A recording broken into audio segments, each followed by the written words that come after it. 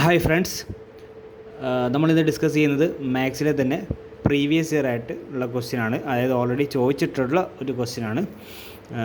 Question സ്ക്രീനിൽ കാണാം. ഓപ്ഷനായിട്ട് വന്നിരിക്കുന്നത് option A 0, option B 6, option C -6 and option D 1. നമുക്കറിയാം, ഈ ക്വസ്റ്റ്യൻ കാണുമ്പോൾ തന്നെ ഇതൊരു ബോഡ് മാസ് റിലേറ്റഡ് ക്വസ്റ്റ്യനാണ്.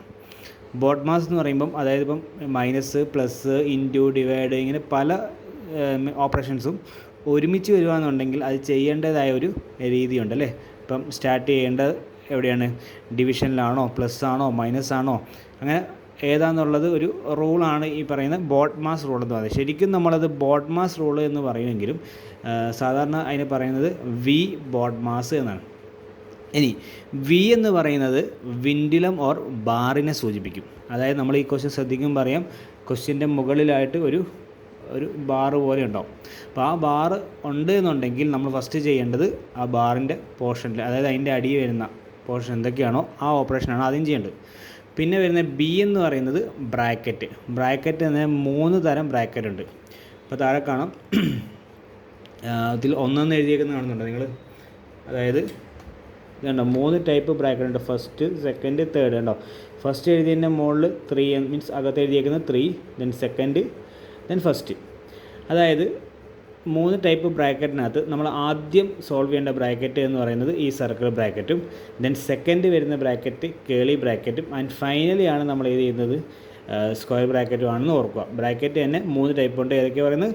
Circle bracket, Keli bracket and square bracket. അതവിടെ. ദെൻ അടുത്ത ഒ എന്ന് പറയുന്നത് ഓഫിനെ സൂചിപ്പിക്കും. നമുക്കറിയാം 4 ഓഫ് 3 എന്നൊക്കെ പറഞ്ഞ് കാണുമല്ലോ. അതായത് ഓഫ് എന്ന പോർഷനിൽ ഇൻറ്റുവിനെ സൂചിപ്പിക്കുന്നത്. അതായത് 4 ഓഫ് 3 എന്ന് പറയുമ്പോൾ 4 × 3, അതിൻ്റെ ആൻസർ എത്രയാണ്? 12. അത്രയും ചെയ്യുമ്പോഴാണ് എന്താണ് ആ ഓഫിൻ്റെ ഭാഗം കഴിയുന്നത്.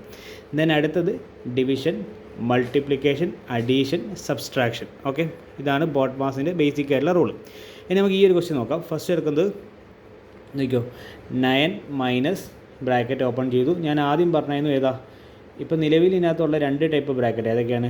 സർക്കിൾ ബ്രാക്കറ്റും ഉണ്ട്, സ്ക്വയർ ബ്രാക്കറ്റ് ഉണ്ട്, കേളിയില്ല. അപ്പോൾ ഈ 2 എണ്ണത്തിൽ നമ്മൾ ആദ്യം എടുക്കേണ്ടത് ഏതാണ്?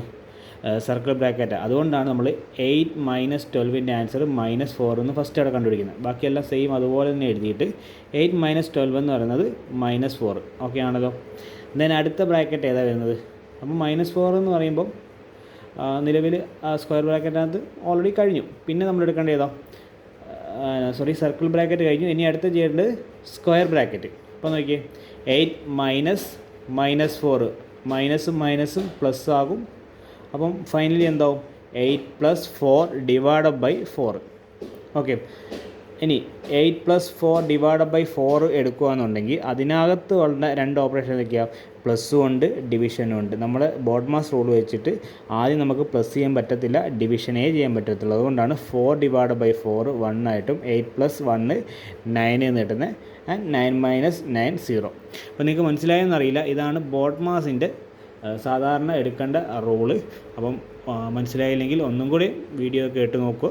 അപ്പോൾ നിങ്ങളുടെ അഭിപ്രായങ്ങൾ കമൻറ്റിലൂടെ അറിയിക്കുക. ഓക്കെ.